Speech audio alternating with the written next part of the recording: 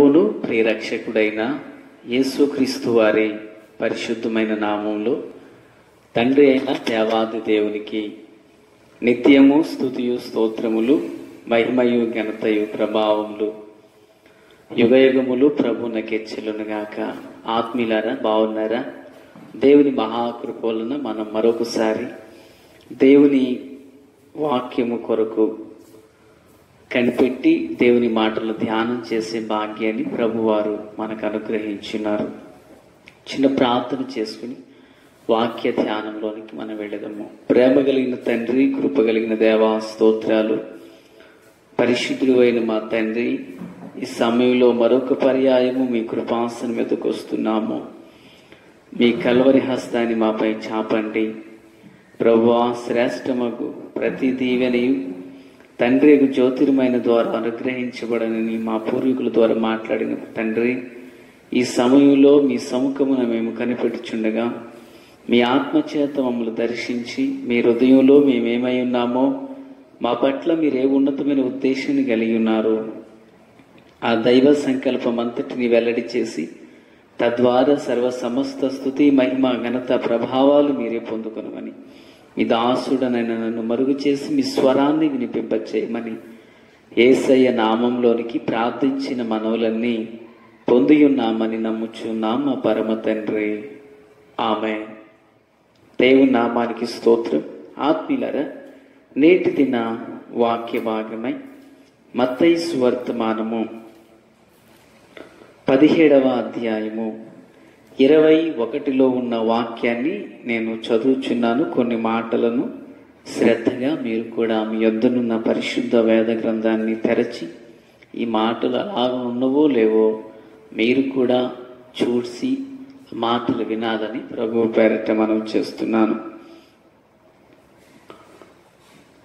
అందుకు ఆయన, మీ అల్ప విశ్వాసం చేతనే మీకు ఆవగింజంత విశ్వాసం ఉండి నీడలై కొండను చూచి ఇక్కడ నుండి అక్కడికి పొమ్మనగానే అది పోవును.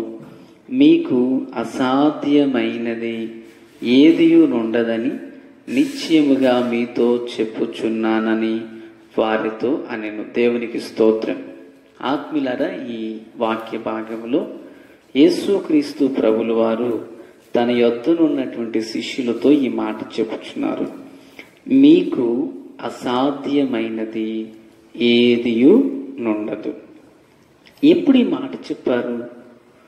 ఎందుకు ఈ మాట చెప్పారు? మీకు అసాధ్యమైనది ఏది ఉండదని ఎందుకు చెప్పారు? మనుషునికి సమస్తము సాధ్యమేనా? మనుషుని జీవితంలో ఎప్పుడు సక్సెస్ అవుతూనే వెళుతుంటాడా అని వ్యక్తిగతంగా మనల్ని మనం ఆలోచన చేసుకున్నట్లయితే మానవ జీవితంలో అనేక పర్యాయాలు ఫెయిల్ అయినటువంటి విధానాలు, విఫలమైన మార్గాలు ఎన్నో ఉన్నాయి. అయితే యేసు ప్రభు చెప్పిన మాట ఏంటంటే, మీకు అసాధ్యమైనది ఏదియూ నుండదు అన్నారు. అసలు ఆ సందర్భాన్ని మీకు పరిచయం చేస్తున్నాను. యేసుక్రీస్తు ప్రభుల వారు తన సేవా పరిచర్యలో ఒక పర్యాయము ఒక ఎత్తైన పర్వతం మీదకి వెళ్ళి రూపాంతరపరచబడ్డారు. ఆ సమయాన ప్రభుతో కూడా పేతురు, యోహానులు ఉన్నారు. ఆయన పర్వతం పైకి వెళ్ళి వచ్చే సమయానికి క్రిందనున్నటువంటి శిష్యుల యొద్దకు ఆ ప్రాంతంలో ఉన్న ఒక తండ్రి తన కుమారుని తీసుకొచ్చారు. ఆ కుమారుడు చాంద్ర రోగము కలిగిన వాడు, అనగా మూర్ఛ వ్యాధి కలిగిన వాడు. యేసు ప్రభు వారిని అడిగారు. ఆ యేసు ప్రభు వారికి శిష్యులు అడుగుతున్నారు, యేసు ప్రభు వారి యొద్దకు తీసుకొచ్చానండి, వీడు బాగవుతాడేమోనంటే, బహుశా శిష్యులు శత విధాలుగా ప్రయత్నాలు చేశారు కుమారుని బాగు చేయాలని. వారి వల్ల కాలేదు. ఈ లోపుగా పిల్లరా వాడు బాగా అవ్వలేదని తండ్రికి, ఈ శిష్యులకు, అక్కడ ఉన్న ప్రజలకు కొంచెం తర్కము జరుగుతుంది.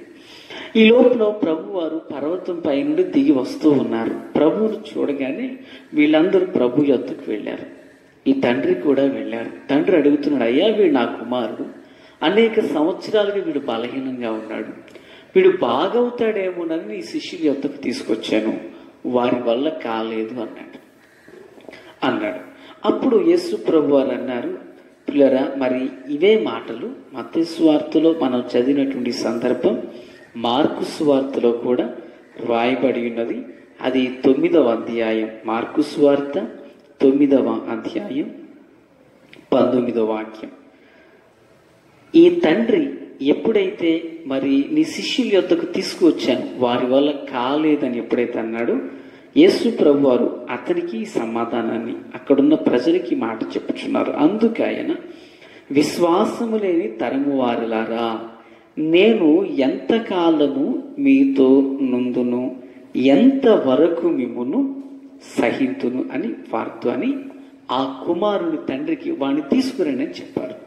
ఈ కుమారుడు తండ్రి యేసు యొద్దకు ఆ కుమారుని తీసుకుని వచ్చారు. అప్పుడు పిల్లరా 20వ వాక్యం, వారు ఆయన యొద్దకు వాడిని తీసుకుని వచ్చి దయ్యము ఆయనను చూడగానే వాడిని విలవిలలాడించింది కనుక వాడు నేలపడి నురగ కార్చుకుని పొర్లుచున్నాడట. అప్పుడు ఆయన, ఇది వీనికి ఎంతకాలమైంది వీనికి సంభవించింది ఆ తండ్రిని ప్రభు అడిగారు. అప్పుడు వీడంటాడు, బాల్యము నుండే వాడికి అలా సంభవించింది, వాడిని నాశనము చేయవలని తరచుగా అగ్నిలోను నీళ్లలోను పడద్రోస్తుంది. నీ శిష్యుల వల్ల ఎలా కావలేదు, కనీసం నీ వలనైతే మా మీద కనికరపడి సహాయం చేయమని అడిగారు. ప్రియులారా, ప్రభు వారిని అంటున్నాడు, నీ శిష్యుల వల్ల కాలేదు, నీ వల్ల అయితే అని అన్నాడు. ఇప్పుడు ప్రభు వారు ఏమన్నారంటే, నమ్ముట నీ వలనైతే నమ్మువానికి సమస్తం సాధ్యమేనని చెప్పి ఆ చిన్నవాని తండ్రితో ఈ మాట చెప్పగానే వాడు అంటాడు, అయ్యా నేను నమ్ముచున్నాను కానీ అవిశ్వాసం రాకూడనట్లు నాకు సహాయం చేయమని కోరాడు. తర్వాత ప్రభు వారు ఆ దయ్యమును గద్దింపగా అది వాడిని వదిలిపోయింది. కెన్నటికి ప్రవేశించవద్దని దేవుడు దానికి ఆజ్ఞాపించి ఉన్నారు. వాడు బాగయ్యాడు. తండ్రి కుమారుడు తీసుకుని వెళ్ళిపోయాడు. అయితే ఇప్పుడు శిష్యులకు ప్రశ్న కలిగింది, ప్రభువా నీవు ఆ దయ్యమును గద్దింపగానే ఆ దయ్యము వాడిలో నుండి పారిపోయి కుమారుడు స్వస్థపరచబడ్డాడు, నీవు ఈ పని చేయగలిగే మేమెందుకు చేయలేకపోయాం అని అడిగారు. అప్పుడు ప్రభు వారు వారికి ఇచ్చిన సమాధానమే ఈరోజు మనం నేర్చుకునే వాక్యం. అప్పుడు ప్రభు వారు ఏమంటారంటే, చూడండి పిల్లరా, 29వ వాక్యం, మార్కు సువార్త 9వ అధ్యాయం 29వ వాక్యం. అందుకాయన ప్రార్థన వలననే గాని, కింద ఫుట్నోట్లో ఉపవాసం గాని మరి దేని వలనైనను ఈ విధమైనది వదిలిపోవుట అసాధ్యమని వారితో చెప్పాను. దేవునికి స్తోత్రం. పిల్లలు, ఇది జరిగినటువంటి సంఘటన. అయితే ఈ సంఘటనలో ఉన్న కొన్ని విషయాలు మనం ధ్యానం చేసినప్పుడు, శిష్యులు ఆ దయ్యమును వెళ్ళగొట్టు విషయంలో, ఆ దురాత్మను పారద్రోలే విషయంలో, ఆ కుమారుడికి తిరిగి మరల ఆరోగ్యాన్ని కూర్చే విషయంలో వాళ్ళు ఫెయిల్ అయిపోయారు. వారు ఫెయిల్ అయిన వారి జీవితంలో ప్రభు చెప్పుచున్న మాట, మీకు అసాధ్యమైనది ఏది ఉండదు. మీ జీవితంలో ఫెయిల్ అయ్యారా, విఫలమైపోయారా, సక్సెస్ అవ్వలేకపోయారా, అయితే మీకు అసాధ్యమైనది ఏది. అసలు ఓడిపోయినోడి జీవితంలో విజయం ఎలా వస్తుంది? ప్రభు చెప్పుచున్న మాట, మీరు ఓడిపోయారా పర్వాలేదు, విజయం మీ సొంతం అవుతుంది, మీకు అసాధ్యమైనది ఏదీ లేదు. లేదా అసలు వాళ్ళు ఓడిపోవడం గల కారణం ఏంటి చూద్దాం.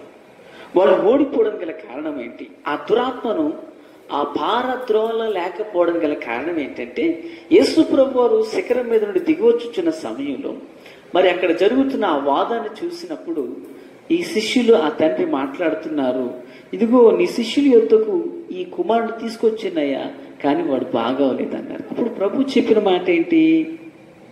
ప్రభు చెప్పిన మాట 9వ అధ్యాయం మార్కు సువార్త 19వ వాక్యం, విశ్వాసము లేని తరము వారలారా అన్నారు. అంటే శిష్యుల్లో ఏది తక్కువైంది? విశ్వాసం తక్కువైంది. మత్తయి సువార్తలో మనం ఏమని చూస్తామంటే, మీలో ఆవగింజంత విశ్వాసం ఉండిన ఎడల ఈ కొండను చూచి ఇక్కడ నుండి అక్కడికి పొమ్మనగానే అది పోవును, మీకు అసాధ్యమైనది ఏది ఉండదు. మీకు అసాధ్యమైనది ఏది ఉండకుండా ఉండాలి అంటే మొదట మీలో విశ్వాసం ఉండాలి. ఎంత విశ్వాసము? ఆవగింజంత విశ్వాసం. ఆవగింజ చిన్నదే, కానీ అందులో ఏమాత్రము గొల్ల ఖాళీ లేకుండా పూర్ణముగా నింపబడి ఉంటుంది. అలాగునని ఒక వ్యక్తి జీవితంలో విశ్వాసం అనేది అలాగున ఖాళీ లేనిదిగా, స్థిరమైనదిగా, సంపూర్ణమైనదిగా ఉండాలనేది యేసయ్య ఉద్దేశం. శిష్యులు వారు దయ్యాన్ని పారద్రోలాలి అనుకోవడం మంచిదే, కానీ పారద్రోలడానికి ముందుగా వీరు విశ్వాసంలో సంపూర్ణులు అవ్వాలి. విశ్వాసంలో సంపూర్ణులు కాకుండా విజయాన్ని పొందలేము. మన జీవితంలో కూడా ప్రార్థన చేస్తుంటాం, వాక్యాన్ని చదువుతుంటాం, పాటలు పాడుతుంటాం. కొన్నిసార్లు మనం ఫెయిల్ అవుతూ ఉంటాం. కారణం ఏంటి? నువ్వు పాటలు పాడితే సరిపోలేదు, వాక్యం చదివి, వాక్యం విని, వాక్యాన్ని ధ్యానించి, వాక్యాన్ని ప్రకటిస్తే సరిపోలేదు. మరేం చేయాలి? యేసయ్య చెప్పిన మాట ప్రకారంగా మనలో ఉన్న విశ్వాసం లేదని నేను చెప్పట్లా. విశ్వాసం అనేది లేకపోతే నువ్వు దేవుని మాటలు వినవు, నేను దేవుని మాటలు ప్రకటించలేను. అయితే విశ్వాసం ఉన్నది. ఆ ఉన్న విశ్వాసం ఎలా ఉండాలంటే ఆవగింజను పోలినదై అది సంపూర్ణమైనదిగా ఉండాలి. లేదా శిష్యులు అప్పటికి విశ్వాసంలో వారు అసంపూర్ణులై ఉన్నారు. మనందరికీ తెలుసు కదా, యోహాను సువార్త 20వ అధ్యాయంలో మరి యేసుక్రీస్తు ప్రభువు పునరుత్థానుడై మరలా వారితో అగపడడానికి వచ్చిన సమయంలో యేసు ప్రభువును చూస్తే గాని వారు నమ్మలేదు, గాయాలలో చేతులు పెడితే గాని వారు నమ్మలేదు. ప్రభు ఎన్నో పర్యాయాలు వారితో చెప్పారు, నేను 3వ దినాన తిరిగి లేపబడతానని చెప్పిన వాళ్ళు ప్రభువును చూసే వరకు వాళ్ళు నమ్మలేదు. అంటే విశ్వాసంలో వీరు సంపూర్ణులు కానంత కాలం విజయాన్ని పొందలేకపోయారు. ఈ మాటలు వినిచిన ఆత్మీయులారా, నీవు నేను ఎవరమైనా మొదటిగా మన విశ్వాసంలో స్థిరపరచబడితే విజయం అనేది మన సొంతం అవుతుంది. ఆమేన్. 2, వాళ్ళు ఫెయిల్ అయిన కారణం ఏంటంటే, 1 విశ్వాసంలో ఫెయిల్ అయ్యారు, 2వది ప్రార్థనలో ఫెయిల్ అయిన వాళ్ళు దురాత్మను పారద్రోలడానికి ఆ కార్యంలో వాళ్ళు ఫెయిల్ అయ్యారు కదా. వారు ఫెయిల్ అవ్వడానికి మరొక 2వ కారణం ఏంటంటే ప్రార్థన. 9వ అధ్యాయం, మార్కు సువార్త 9వ అధ్యాయంలో ప్రభు వారితో మాట్లాడిన విషయం ఏంటంటే, ఇది ప్రార్థన వలననే గాని మరి దేని వలనైనను ఈ విధమైనది వదిలిపోవట అసాధ్యం. అంటే శిష్యులు ప్రార్థనలు ఎలా ఉన్నారు అప్పటికి అంటే, ఎగ్జాంపుల్గా మీకు ఒక సందర్భాన్ని జ్ఞాపకం చేస్తారు. లూకాసు సువార్త 22వ అధ్యాయం 46వ వాక్యంలో యేసు ప్రభులు వారు మరి ఇక సిలువకు అప్పగించబడే సమయం, ఆ సమయాన వారిని అందరినీ ప్రార్థనలో ఉండమని చెప్పి రాయి వేత దూరంలోనికి వెళ్ళి ప్రభు ప్రార్థన చేస్తున్నారు. తిరిగి వచ్చే సమయానికి వీళ్ళు ఎలా ఉన్నారంటే ప్రతి ఒక్కరూ నిద్రలోకి జారుకున్నారు. అంటే ప్రార్థనలో మెలకువగలిగి ప్రార్థించే విధానంలో, ప్రార్థన పోరాటంలో వీరు సఫలులు కాలేదు. ఇంకా పోరాటముతో కూడిన ప్రార్థనను ఇంకా అలవర్చుకోలేదు. వాళ్ళు ప్రార్థన చేయమని చెప్తే వీరు ప్రభువు వెళ్ళి ప్రార్థన చేసుకుని వచ్చే సమయానికి వీళ్ళు పడుకున్నారు. అనగా ప్రార్థనలో జయ జీవితం లేని వారికి ఉండిపోయారు. సరైన ప్రార్థన చేస్తున్నారు కానీ ఒక లోతైన ప్రార్థనా జీవితం లేదు, ప్రార్థనలో సంపూర్ణులు కాలేదు. కనుకనే విజయాన్ని పొందలేక ఫెయిల్ అయిపోయారు. ఆత్మీయులారా, క్రీస్తునందు నాకు అత్యంత సన్నిహితులారా, వారు దయ్యమును పారద్రోలి విజయం పొందడానికి బదులుగా ఫెయిల్ అయ్యారు. కారణాలు 2 చూసాం. 1, వారు విశ్వాసంలో సంపూర్ణులు కాలేదు. 2, ప్రార్థనలో సంపూర్ణులు కాలేదు. 3వదిగా మనం చూస్తే వాళ్ళు ఫెయిల్ అవ్వడానికి గల కారణం 3వదిగా 29వ వాక్యం, అదే వాక్యంలో ప్రార్థన వలననే అనే పుట్టినోట్లు ఏం చూస్తున్నాం అంటే ఉపవాసంలో వాళ్ళు సఫలులు కాలేదు, సంపూర్ణులు కాలేదు. ఈ సందర్భం మనకు ఎలా అర్థమవుతుందంటే, ఆత్మీయులైన మత్తయి సువార్త 12వ అధ్యాయం 1వ వాక్యం అందు యేసు ప్రభు వారు విశ్రాంతి దినాన ఒక మార్గాన వెళుచు ఉండగా వారు పొలములో పడి వెళుచు ఆ ప్రక్కన ఈ ప్రక్కన వెన్నులు తొంచూచు వారు తినడం ఆరంభించారు. అంటే వారు విశ్వాసంలో సఫలులు కాదు, ప్రార్థనలో సఫలులు కాదు. 3వది, వారు ఉపవాసంలో కూడా సఫలులు, సంపూర్ణ సిద్ధి పొందలేదు.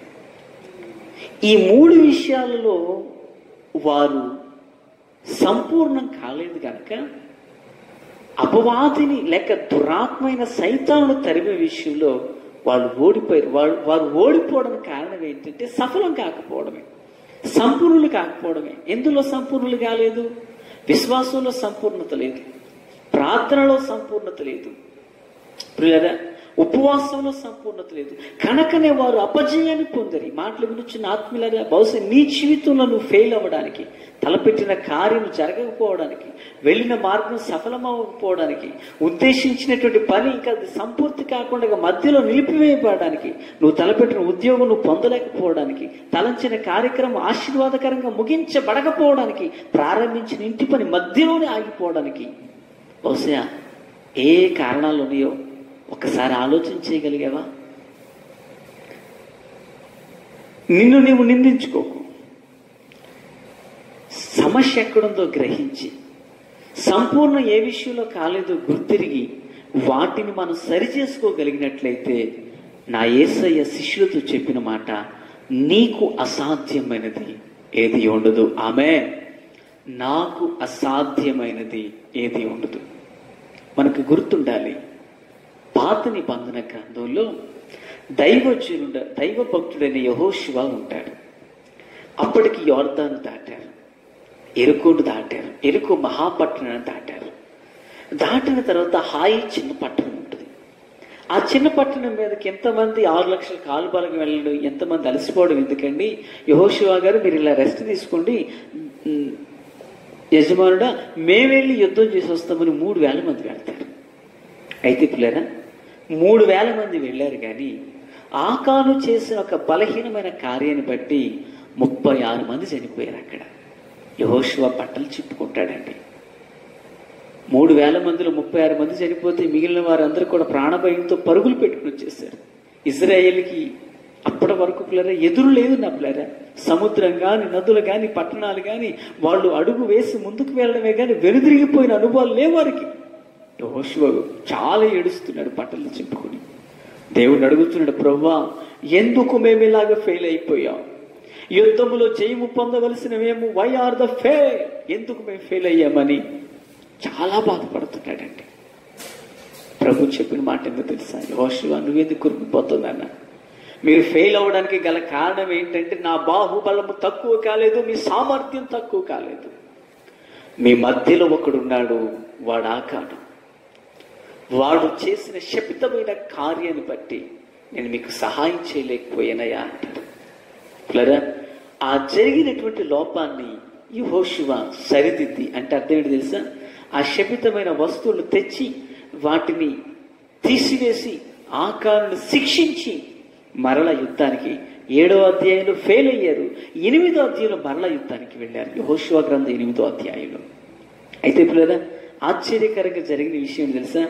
ఏ హాయి పట్టణాన్ని జయించలేక వాళ్ళు ఫెయిల్ అయ్యారు. 7వ అధ్యాయంలో దేవుని నామం పేరట దేవుడిచ్చినటువంటి ఆజ్ఞ మేరకు మరలా బయలు వెళ్ళి వారి లోపాలను సరి చేసుకుని, వారి యొక్క లోపములను సరిదిద్దుకుని, ఎక్కడ లోపం జరిగిందో ఆ లోపాన్ని సరిదిద్దుకుని మరలా వెళ్ళారండి.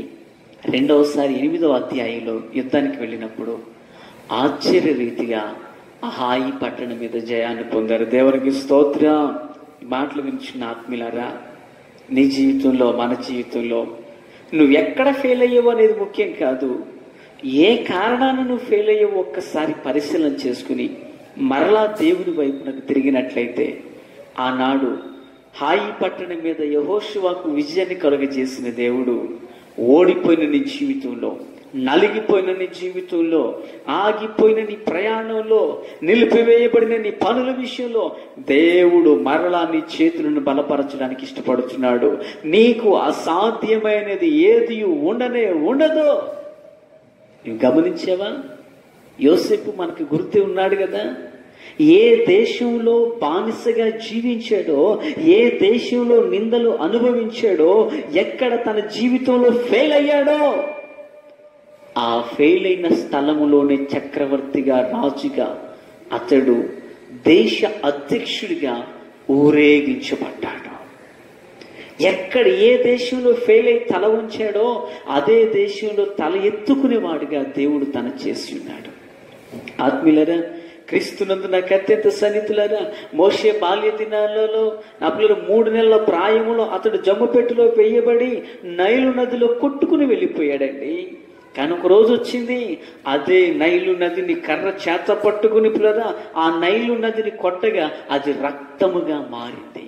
ఒకప్పుడు అదే నైలు నది మీద కొట్టుకుని వెళ్ళిపోయిన మోషే ఆ నైలు నదిని కొట్టే స్థాయిలోకి దేవుడు మార్చేశాడు. ఎక్కడ ఫెయిల్ అయ్యాడో అక్కడే పాస్ అయ్యాడు. పిల్లరా, గిద్యోను మనకు తెలుసు. ప్రజలందరి భయము మన్నించండి, మిథ్యానీల యొక్క భయము చేత అతడు గానుగు చాటుకి వెళ్ళి గోధుమలను దొల్లగొట్టుకునేవాడు. దేవుడు చెప్పిన మాట ఏందో తెలుసా? నువ్వు భయపడి గోధుమలను దొల్లగొట్టుకోవడం కాదు, నువ్వు పరాక్రమము కలిగిన బలాఢ్యుడవు. ఎక్కడ నువ్వు భయపడ్డావో అక్కడే నువ్వు పరాక్రమము కలిగిన వాడవు. అతడు అంటాడు, అయ్యా నేను మనిషి గోత్రం వాడినయ్యా, నేను ఎన్నిక లేని వాడినయ్యా అంటాడు. కానీ దేవుడు చెప్పిన మాట తెలుసా? నీవు ఎన్నిక లేని గోత్రములో వాడు నీవై ఉన్నా నిన్ను ఏలికగా నేను మార్చుచున్నాను. ఆమేన్. మిద్యానీల మీద విజయాన్ని పొంది న్యాయాధిపతిగా పరిపాలన చేశాడు. ఎక్కడ ఫెయిల్ అయ్యాడో అక్కడే రాజయ్యాడు, అక్కడే న్యాయాధిపతిగా మార్చిపెట్టాడు. ఆత్మీయులారా, దావీదు మనందరికీ తెలుసు. తన బాల్య దినాలలో ప్రవక్త అయినటువంటి మరి సమూయేలు బెత్లెహేమునకు మరి ఉత్సవం చేయడానికి బలి అర్పణకు వచ్చినప్పుడు ఇంటి వారందరూ మర్చిపోయారండి. అతన్ని ఇంటి వారందరూ మర్చిపోయారండి. కానీ దేవుడు మర్చిపోలేదు. ఏ గృహంలో గుర్తింపు లేనివాడిగా దావీదు ఉన్నాడో అదే దావీదును దేవుడు దేశంలో గుర్తింపు కలిగిన వాడిగా ఇచ్చాడు. సౌలుకు 1000 కొలది స్తోత్రాలైతే దావీదుకు 10,000 కొలది స్తోత్రాలు. దేశ ప్రజలందరూ దావీదును గురించి పొగడడం ఆరంభించారు. గృహంలో ఎన్నిక లేని వాడే దేశంలో గనుడయ్యాడు. ఆత్మీయులరా, శిష్యుల గురించి మనం చూసినప్పుడు శిష్యులు ఒక దురాత్మను పారద్రోలే విషయంలో ఫెయిల్ అయ్యారు, ఉపవాసంలో ఫెయిల్ అయ్యారు, ప్రార్థనలో ఫెయిల్ అయ్యారు, విశ్వాసంలో ఫెయిల్ అయ్యారు. కానీ ఆ ఫెయిల్యూర్సే వారి జీవితంలో ఎండింగ్ అవ్వలేదు. మన జీవితంలో ఒక కార్యాన్ని జయం పొందలేనంత మాత్రం అది మన జీవితానికి ముగింపు కాదు. నువ్వు ఉద్యోగాన్ని పొందలేనంత మాత్రాన, ఇల్లు కట్టలేనంత మాత్రాన, నువ్వు చదువులో ఫెయిల్ అయినంత మాత్రాన నీ జీవితం అది ముగింపు కాదు. నీ జీవితంలో ఒక నూతన అధ్యాయం ఆరంభించడానికి ప్రభు సిద్ధంగా ఉన్నాడు. ఎక్కడ నీవు ఫెయిల్ అయ్యావో అక్కడే నిన్ను పాస్ చేయడానికి దేవుడు ఇష్టపడుతున్నాడు. ఆమేన్, హల్లెలూయా. శిష్యులు ఎక్కడ ఫెయిల్ అయ్యారో అక్కడే వారు ఫెయిల్ అవ్వడానికి కారణాన్ని గ్రహించి ఆ విషయాలలో వారు తమను తాము బలపరచుకోవడానికి ఇష్టపడ్డారు. విశ్వాసంలో బలపడ్డారు, ఉపవాసంలో బలపడ్డారు, ప్రార్థనలో బలపడ్డారు. పెంతెకోస్తు పండుగ దినాన 120 మందితో కలిసి 12 మంది శిష్యులు అక్కడ ఉపవసించి ప్రార్థనలో ఉన్నారండి. 10 దినాలు 10 నిమిషాలు ప్రార్థన చేయలేక నిద్రలోకి వెళ్ళిపోయిన వారు 10 దినాలు ప్రార్థన చేశారు. ఒక పూట ఉపవాసం ఉండలేని వాళ్ళు 10 దినాలు ఉపవాసం ఉన్నారు. యేసుక్రీస్తు ప్రభు యందు విశ్వాస విషయంలో బలహీనులైన వారు ఆయనను మీరు చంపారు, ఆయన తిరిగి లేపబడ్డారు, దానికి మేము సాక్షులమని విశ్వాసంలో స్థిరపరచబడ్డారు. పిల్లరా, అపోస్తుల కార్యగ్రంథాన్ని మనం చదివితే అపోస్తులు చేయబడిన కార్యాలు 1, 2 కాదండి. యేసు ప్రభు యొక్క వస్త్రపు చెంగును ముట్టుకుంటే బాగుపడ్డారు, కానీ పేతురు నీడ తగిలితే బాగుపడిపోయారు. పిల్లరా, ఆత్మీయులారా, శిష్యులు బలహీనులు కాలేదు, వాళ్ళు బలమైన పరిచర్య చేశారు. భూలోకమును తల్లక్రిందులు చేయవారు ఇక్కడికి వచ్చినంత సాక్ష్యాన్ని వాళ్ళు పొందుకున్నారు. ఫెయిల్ అయిన జీవితంలో సక్సెస్ అవ్వడం అంటే బహుశా ఇదేనేమో. ఈ మాటలు వినిచ్చిన ఆత్మీయులారా, క్రీస్తునందు నాకు అత్యంత సన్నిహితులారా, యోసేపు బానిస చక్రవర్తి అయ్యాడు. మోషే నైలు నదిలో కొట్టుకుని పోయిన వాడు నైలు నదిని కొట్టి రక్తంగా మార్చాడు. లేదా గిద్యోను బలహీనుడైనటువంటి భయపడిన వాడు పరాక్రమ కలిగిన బలవంతుడయ్యాడు. దావీదు ఘనత లేని వాడు ఘనపరచబడ్డాడు. శిష్యులు భూలోకమును తలక్రిందులు చేయవారిగా మారిపోయారు. మరి నీ విషయానికి వస్తే నీవెలా ఉన్నావు? ఇప్పుడు నీవు ఫెయిల్ అయిన వ్యక్తిగా ఉన్నావేమో, రాణించలేని వ్యక్తిగా ఉన్నావేమో, గుర్తింపు లేని వ్యక్తిగా నువ్వు ఉన్నావేమో. కలవరపడకు. నీ గుర్తింపు లేని జీవితం, నిన్ను ఎన్నిక చేయని జీవితం నీకు ముగింపు కాదు. దేవుడు ఉన్నారు. దేవునిపై ఆధారపడు. ఏ ఏ విషయాల్లో నువ్వు బలహీనమైపోయినావో ఆ విషయాల్లో తిరిగి నువ్వు బలపరచబడడానికి ఇష్టపడు. ప్రార్థనలో బలపడు, విశ్వాసంలో బలపడు, ఉపవాసంలో బలపడు, పరిశుద్ధ జీవితంలో బలపరచబడు.